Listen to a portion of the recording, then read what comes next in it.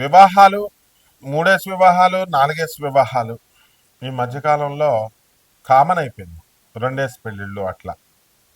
అసలు ఇవన్నీ ఎందువల్ల జరుగుతున్నాయి కారణం అంటే మనకి గ్రహాలు ఇబ్బందులు. ఇవన్నీ ఎందుకు వస్తున్నాయంటే కొన్ని గ్రహాల కాంబినేషన్స్ వల్ల, కొన్ని దోషాల వల్ల. ఇప్పుడు కొన్ని దోషాలు, అట్లనే మంగళ దోషాలు అని మనం తమిళనాడులో చెప్పుకుంటూ ఉంటాం. ఈ దోషాల వల్ల మనకి ఎక్కువ వివాహాలు, పునర్వివాహాలు, విధవా వివాహాలు, రాహు మనకి అర్ధాష్టమ, అష్టమ, సప్తమ స్థానాల్లో ఉండడము, ఏ శుభగ్రహ వీక్షణ లేకపోవడము, ఇలా కొన్ని క్లాజెస్ ఉంటాయి. ఈ క్లాజెస్ వల్ల ఏమవుతుందంటే ఇతరుల మాటలు నమ్మి అమ్మాయిలు మోసపోవడం, లేదా అబ్బాయిలైనా మోసపోవచ్చు. ఇది రాహు. రాహు ఎంతసేపు కూడా మోసగాడు అనమాట. కాబట్టి సప్తమ రాహువులో మనకి ఉన్నప్పుడు ఏమవుతుందంటే విధవా సంభోగం జరుగుతుంది అన్నారు. మరి ఇవన్నీ శాస్త్రాల్లో ఊరికనే చెప్పారా అండి అని అంటే మనకి కాదు. శాస్త్రాల్లో చెప్పినటువంటివి ఎప్పుడు కూడా ఆధారాలు ఉంటాయన్నమాట. ఒక ప్రాక్టికల్గా ఒక పర్సన్ ఉన్నాడు.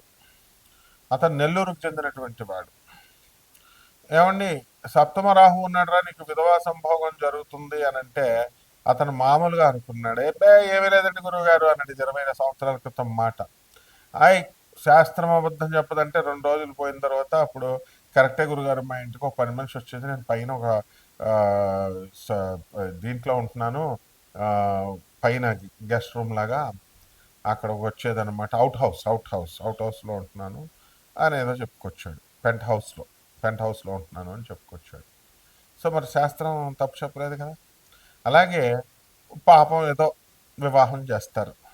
వివాహానికి చేసిన తర్వాత అత్యంత ఆడంబరంగా, అత్యంత ఆ, ఖర్చుతో కూడుకుని పెళ్లి చేస్తారు. పెళ్లి చేసిన తర్వాత ఆ వివాహాలు నిలబడాలి కదా. వాడు మోసగాడైతే ఇగో, అందరూ ఈ మధ్యకాలంలో ఏంటంటే వివాహాలు ఎందుకు చెడిపోయినాయి అంటే ఇగో వాళ్ళే చెడిపోయినాయి అంటున్నారు. ఇగో వాళ్ళు ఎప్పుడు చెడిపోవండి. మోసపూరిత లక్షణాల వల్ల చేరిపోతాయి. హిపోక్రటిజం మెయిన్గా. హిపోక్రైట్స్ అయితేనే మనసులో ఒకటి పైకోటి ఉన్నటువంటి వాళ్ళ వల్ల చెడిపోతాయి. ఈ పాపం ఈ అమ్మాయి అబ్బాయి ప్రేమించుకునేటప్పుడు ఓపెన్గా ఉన్నారా లేదా చూడాలా. సైలెంట్గా నల్లులుగా ఉంటారు చాలామంది, వేసేస్తారు దెబ్బ. సైలెంట్ కిల్లర్స్ అనమాట. ఎప్పుడు బడబడ బడబడ మాట్లాడే వాళ్ళు ఉంటారు. వాళ్ళు పాపం వాళ్ళు దెబ్బ వేయరు, వాళ్ళు ప్రేమాలు సక్సెస్ అవుతాయి. కాబట్టి ఈ యొక్క మంగళ దోషాలు, ఈ యొక్క రాహు దోషాలు, మళ్ళీ కొత్తగా కాలసర్ప దోషాలు వచ్చినాయి. ఈ కాలసర్ప దోషాల గురించి కొన్ని వందల వీడియోస్ మనం వింటున్నాం. రాహుకేతువుల మధ్యన మొత్తము ఈ గ్రహాలన్నీ, శుభగ్రహాలన్నీ పడిపోవడంతో కాలసర్ప దోషం ఏర్పడుతుంది. దీనివల్ల అన్ని ఏరియాల్లో కూడా, అన్ని ఫీల్డ్స్లో కూడా మోసపోవడము, అలాగే వైవాహిక జీవితంలో భార్యాభర్తల మధ్య గొడవలు, విరోధాలు జరగడం, మధ్యలో మూడో వ్యక్తి దూరిపోవడము. అతను ఎవరో కాదు, మళ్ళీ హస్బెండ్ ఫ్రెండో లేదా వైఫ్ ఫ్రెండో అయి ఉంటారు అనమాట. మరి వాళ్ళే, ఎక్కడ దూరం వాళ్ళు ఎవరు రారండి. వీళ్ళకెళ్ళి వీళ్ళ స్టోరీలు అన్నీ చెప్పుకుంటారు. వాడే లైన్ వేస్తాడు మొత్తానికి. ఈ విధంగా ఇవన్నీ కూడా మనం చూస్తూ ఉన్నాం. వినడానికి కొంచెం బెటర్గా ఉన్న ఇవన్నీ బెటర్ ఎక్స్పీరియన్సెస్ అందరికీ కూడా. మరి పునర్వివాహాలు చాలామందికి పాపం మరణాలు సంభవిస్తున్నాయి. సంభవించినప్పుడు ఈ మరణాల వల్ల మరి విధవకి నువ్వు విధవైపోయావు కాబట్టి నువ్వు ఉండిపో, అలాగ మరి మ్యారేజ్ చేసుకోకూడదు అని ఇదివరకు ఉండేవి ఆంక్షలు. అవన్నీ కూడా ఇప్పుడు మారిపోయినాయి. చాలామంది మంచి అత్తగారులు, మాంగారులు కూడా ఉన్నారు. తమ కొడుకు చచ్చిపోతే తమ కోడల్ని కూతురుగా చూసుకొని మళ్ళీ వివాహం అనేటటువంటి దాన్ని మళ్ళీ వాళ్ళు చేస్తున్నారు. ఈ విధంగా మొదటిసారి భర్త చనిపోయాడండి, లేదా భార్య చనిపోయింది, రెండో పెళ్లి చేస్తారు. రెండో పెళ్లి చేసినప్పుడు మళ్ళీ మళ్ళీ చనిపోయాడు, లేకపోతే ఏదో డైవర్స్లు వచ్చి విడిపోయారు. మూడో పెళ్లి చేయాలి. మూడో పెళ్లి డైరెక్ట్ చేయరండి. అరటి చెట్టుని చేసి అరటి చెట్టుని కొట్టేసి ఆ తర్వాత ఆ వివాహాన్ని చేస్తారు. ఇలా పునర్వివాహాలు ఇవన్నీ కూడా మనం ఈ దోషాల వల్ల జరుగుతూ ఉంటాయి. ఏమండి మరి వీటికి ఏమిటండి అంటే సర్పదోష నివారణం కోసం ఆ, సర్ప ప్రతిష్టలు చేయిస్తూ ఉంటారు. మరి బ్యాంకులో పనిచేసేటటువంటి ఒక అమ్మాయి నా శిష్యురాలు ఉండేది. ఈ ఏమండి నాకు ఉన్నటువంటి దోషాలకి పంతులు గారిని అడిగాను, పూనకాలంలో ఆవిడని అడిగాను. అందరూ కూడా సర్పదోషాలు ఉన్నాయన్నారు. ఆ సర్పదోషాలు మేము చేయించుకున్నాం. సర్పదోషాలు చేయించుకుంటే మనకి ఏమైందండి? సర్పదోషాలకి మరి నాకేం పని అవ్వలేదు, 3.5 లక్షలు అప్పు అయిందండి అన్నారు. ఇలా ఈ సర్పదోషాలు, ఈ సుబ్రహ్మణ్యేశ్వర స్వామి వారి యొక్క ఆరాధనలు, అర్చనలు, వీటిలన్నిటి వల్ల మనకి ఈ యొక్క పునర్వివాహాలు అనేటటువంటిది, మారు వివాహాలు, ఎక్కువ వివాహాలు, ఇలాంటివన్నీ కూడా కొంతవరకు కంట్రోల్ అవుతాయి అన్నమాట. అంటే వీటిలన్నిటికి కారణం సుబ్రహ్మణ్యేశ్వర స్వాముల వారు. కాబట్టి మనము ఈ యొక్క వైవాహిక జీవితాల్లో వచ్చేటటువంటి సమస్యల్ని మనం ఈ గోచార రీత్యా వచ్చేటటువంటివన్నీ కూడా మనం చెప్పుకుంటున్నాం. ఇవి కామన్ ప్లాట్ఫారం మీద జరిగేటటువంటివి. మరి ఇవి అలా కాకుండా వ్యక్తిగత జాతకాలను అనుసరించి మనము మీ పర్సనల్ డేట్ ఆఫ్ బర్త్ని, ప్లేస్ ఆఫ్ బర్త్ని, టైమ్ ఆఫ్ బర్త్ని మనకి ఇచ్చినప్పుడు మనం ఆ వ్యక్తిగత జాతకాలను మనం పరిశీలించి మనము ఇవన్నీ కూడా నాన్ కమర్షియల్ బేసిస్తో మనము జాతకాలు చెప్పడం అనేటటువంటిది జరుగుతుంది. కాబట్టి మనందరము ఏం చేయాలండి అని అంటే, మనము ఈ ఎవరికైతే ఈ యొక్క సందేహాలు ఉన్నాయో, వ్యక్తిగత జాతకాలు బాగు చేసుకోవడానికి కోసం, అటువంటి వాళ్ళు మరి మన ఫోన్ నెంబర్కి, మన అమెరికా నెంబర్కి కాల్ చేయండి, లేకపోతే నా ఇండియా నెంబర్కి నాకు కాల్ చేయండి, లేకపోతే వాట్సాప్లు చేయండి. నాన్ కమర్షియల్ బేసిస్తో మేము చెప్పడం జరుగుతుంది. అంతేగాని ఊరికనే ఫోన్లు చేసినా కూడా వేస్టే. వాట్సాప్లో పెడితే గొడవ ఉండదు, ఆ తర్వాత మేము ఫాలోఅప్ చేస్తాం. వరల్డ్ నెంబర్ 1 ఆస్ట్రాలజర్ అవడం వల్ల మనం మనల్ని ఇమిటేట్ చేస్తూ అందరూ కూడా మన ఫోన్ నెంబర్ని వాళ్ళ జ్యోతిషంకి సెంటర్లకి లింక్ చేసుకోవడాలు, మన పేరు కొడితే వేరే వాళ్ళ ఫోన్ నెంబర్లు వాళ్ళు పెట్టేసుకుంటున్నారు అనమాట.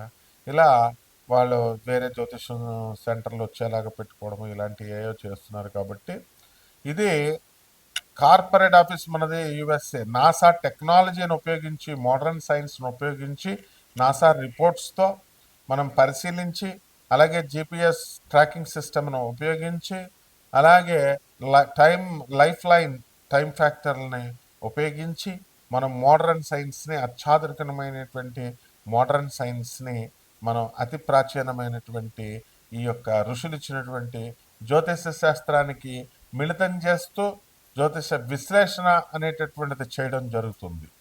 కాబట్టి వీటిల్లో మనం నెంబర్స్ ఎందుకు డిస్ప్లే చేస్తామండి? ఇవన్నీ కూడా నెంబర్స్, ఎవరైనా జీవితాలు పాడైపోతే వాళ్ళ జీవితాలు వాళ్ళు బాగు చేసుకోవడం కోసం మనకి కాల్ చేయమని, అపాయింట్మెంట్ తీసుకోమని, అది కూడా నాన్ కమర్షియల్ బేసిస్తో మనం చెప్తున్నాం. కాబట్టి అంతేకాని చాలామంది మనకే సలహాలు ఇవ్వాలని చెప్పి ఎవరు కూడా ఫోన్లో మనము అన్నెసరిగా టైం వేస్ట్లు నాకు చేయకూడదు. ఎవడైనా సరే రాత్రి 10:53 దాటిన తర్వాత చేసి నాకు లెక్చర్లు ఇస్తున్నాడు. తోలు తీసేస్తాను, యూజ్లెస్ ఫెలో.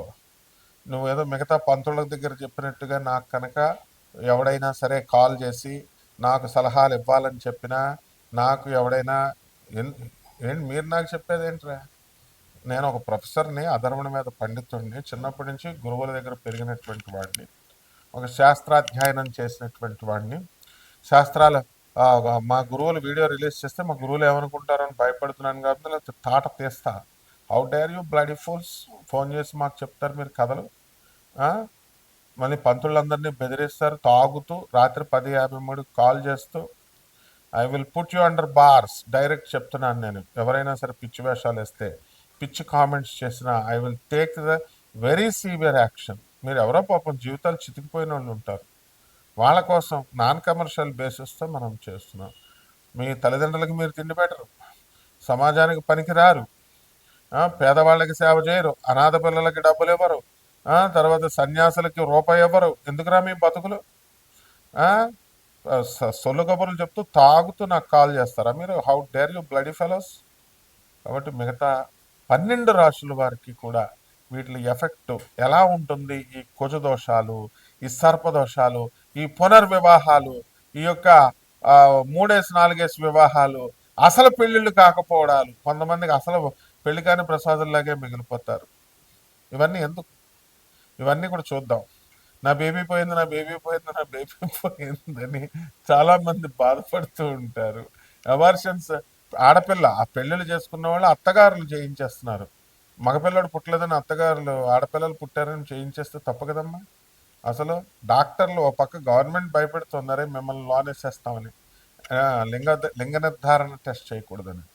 కాబట్టి ఇవన్నీ ఇలాంటివి ఏం చేస్తే మహాపాపాలు వస్తాయి. ఎలాగ ఈ 12 రాశుల వారికి విడివిడిగా ఏ రాశి వారికి ఎలా ఉందో మనం చెప్పుకుందాం.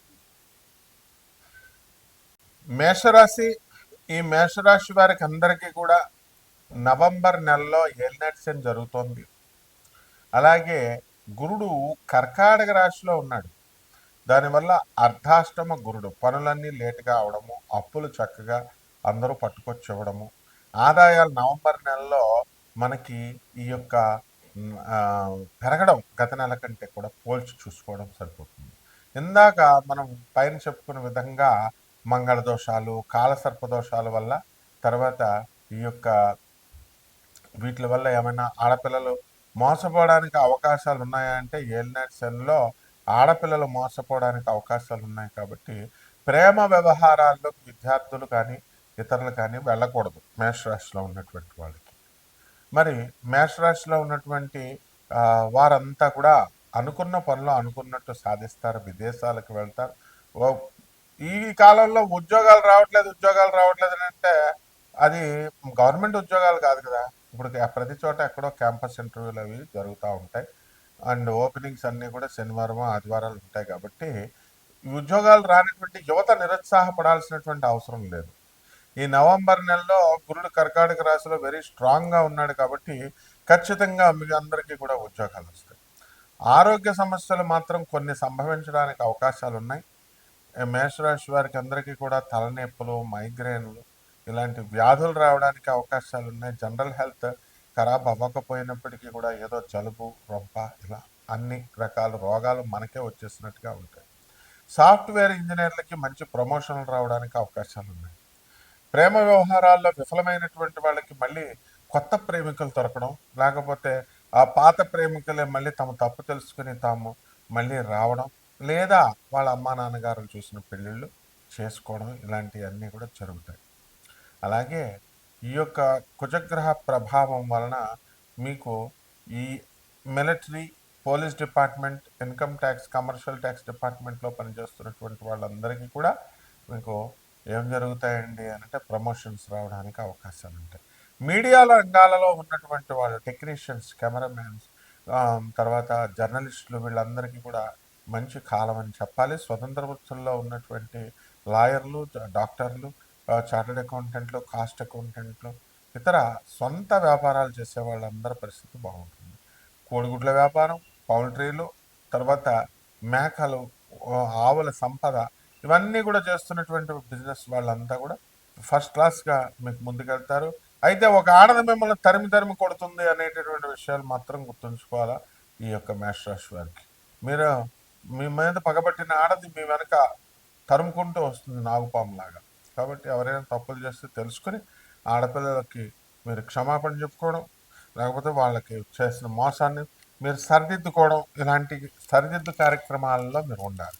ఇక పరిహారాల దగ్గరికి వచ్చేసరికి మనకి ఏమవుతుందండి, మరి ఏలినాటి శని కాబట్టి శని జపం చేసుకోవాలి, శని స్తోత్రాలు చదవాలి, శనికి కిలోంపావు నల్ల నువ్వుల్ని, నల్లని వస్త్రాలని పేద బ్రాహ్మణికి శనివారం నడుపున 8 గంటలకు దానం చేసుకోవాలా.